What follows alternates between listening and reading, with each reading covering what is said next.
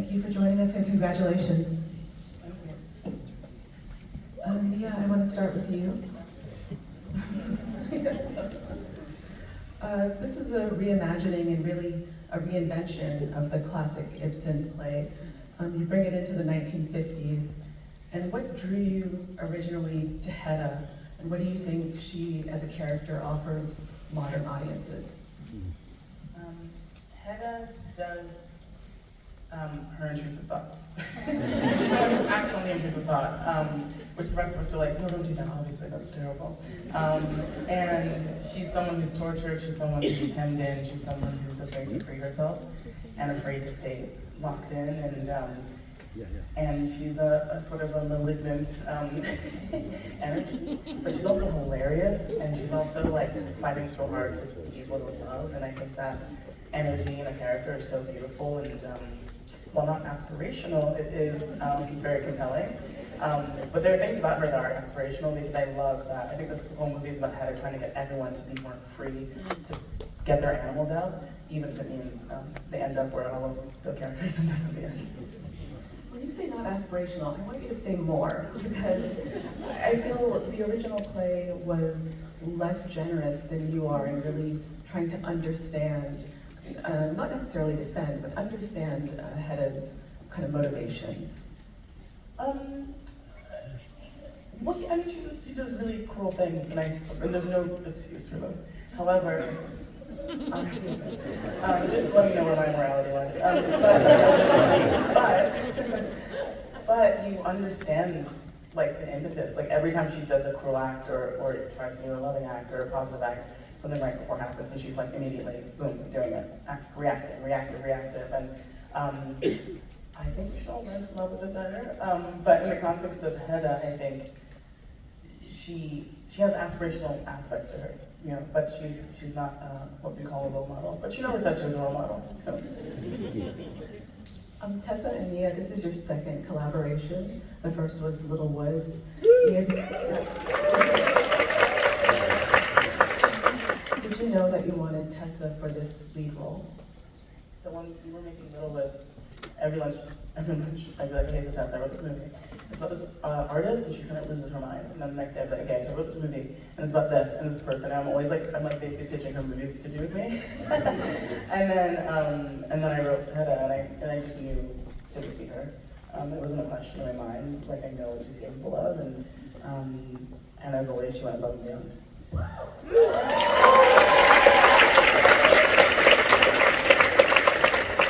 Tessa, you give a tour de force performance here.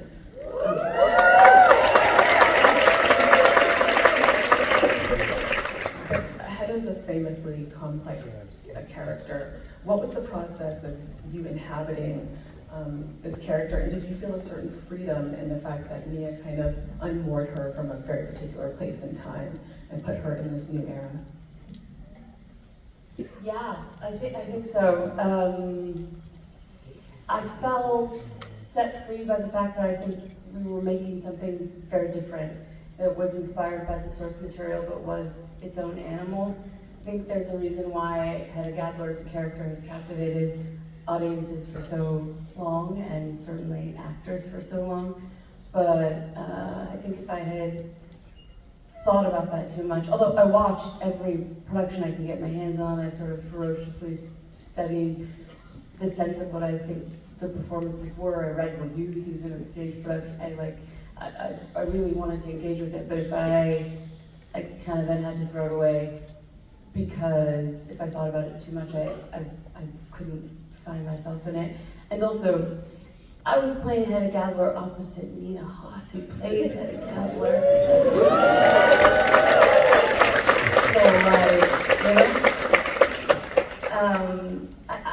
I'm just really, it's a gift to get to do what we do, and I think our Hedda is as much constructed by my performance as it is Nina's performance as Eileen, and Imogen's performance as Thea, and all of the cast, but these women in particular. I think what we wanted to talk about or explore, or the provocation is kind of like it's hard to have agency as a human, and then you add any of the particulars of a given time, and it gets even harder.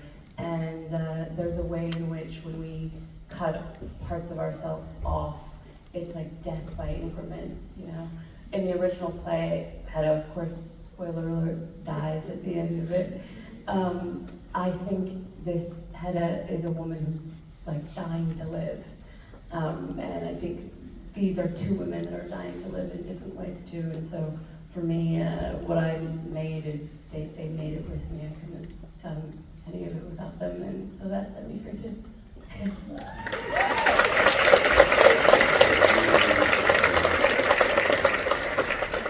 Tessa, as you said, Mina, you've played Hedda before, and I'm curious as your experience coming to this material from a completely different perspective as Eileen.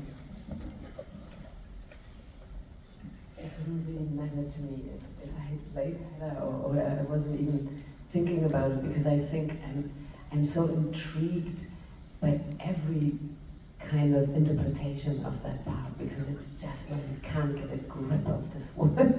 And she will stay forever fascinating, I think. And I think we created a immensely fascinating. I mean, I loved it so much. And But can you at least tell them that your Hedda had a band? Because I think that's so cool. I had a band. That's good. No, and I just was so surprised by the fact that Mia had this idea that Eilert could, because in the play, it's my part as a man. And I read it and I thought, oh my God, this is so interesting, because it means so much, the stakes are so much higher for a woman to enter this academic world, to be a writer, to know this is the only thing I can do, and I'm good at it, and there's just this barrier that I can't push through, and she goes for it, and then she's a lesbian. Couldn't be worse. Or better, know what I mean. Know what I mean.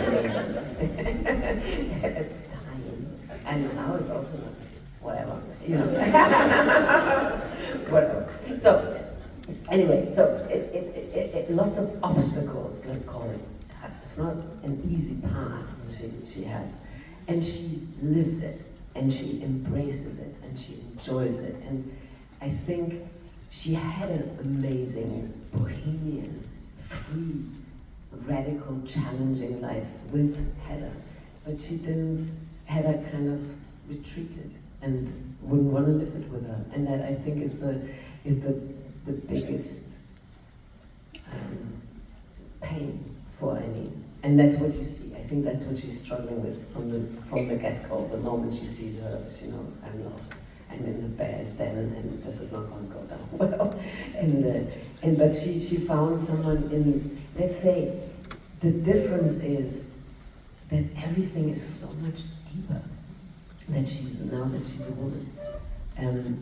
Because with Eilert Löwbock, it was much more of a game. Everything was a game, but I think now with Eileen, everything goes into the guts, you know.